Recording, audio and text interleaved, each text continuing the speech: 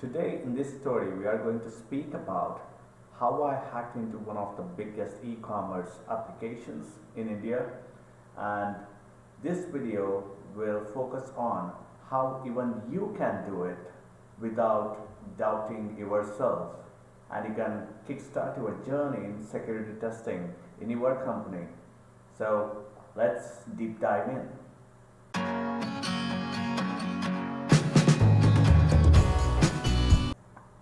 So the story started like this. I was one of the customers of this application who would sell clothing, it would be t-shirts or any kind of apparels. So what I did is try to see, okay, if my data is safe or not. So directly I logged in, and then I looked into the different sensitive information of mine, which could be personal information, my age, my date of birth, and even the credits that I have in that specific e-commerce website. I thought of seeing whether there are several security bugs or how easy it is to really hack into the application and do a security breach in terms of trying to get all access to the sensitive data of all the different users. So that was my mission. So what I did was logged out and I clicked on forgot password. And I must tell you that forgot password has been one of my favorites whenever I try to identify a security bug in an application. Forgot password is very poorly done, and when it's poorly done, it can lead to many different kinds of attacks.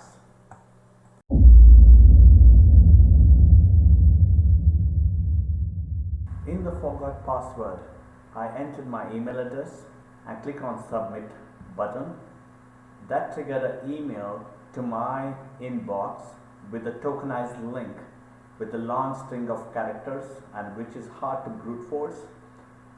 So from there, I clicked on the link. I got navigated to the application with a form which had three fields, and one of the field was a read-only attribute which you cannot really edit or anything, but there was my email address. So for which I was changing the password, which means the tokenized link is linked to my email address. That's what was my first impression about it.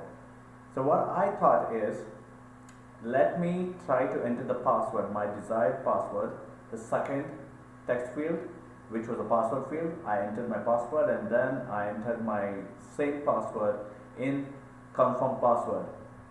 Now my test was to see if I can give any valid customer's email address in that read only field. Now many people may think it's a read only, how can you edit it? But let me remind you that anything on the client side can be edited using your developer tools. You can just right click, or else you can do a kind of interceptor attack, where you hold the request and change the email address in the JSON request body and send it back to the server.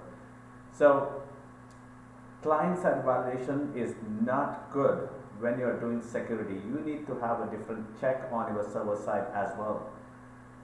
So coming back to our story, what I did was right clicked on that read only attribute field and clicked on inspect, and I found my email address, and that was read only. So all I did was go to developer tools and edited my email address to some other valid customer's email address. So this was an attack to see if I can change the password for that other user. So I proceed from there. I click on submit with my desired password and changing the email address to the other valid customer's email address. And once I click on submit, I get a confirmation message saying that your password has been reset successfully. The next step was to log in using the email address of the other customer's email address, and then the desired password whichever I set for that person. But we are confirming if the test really worked or the attack really worked.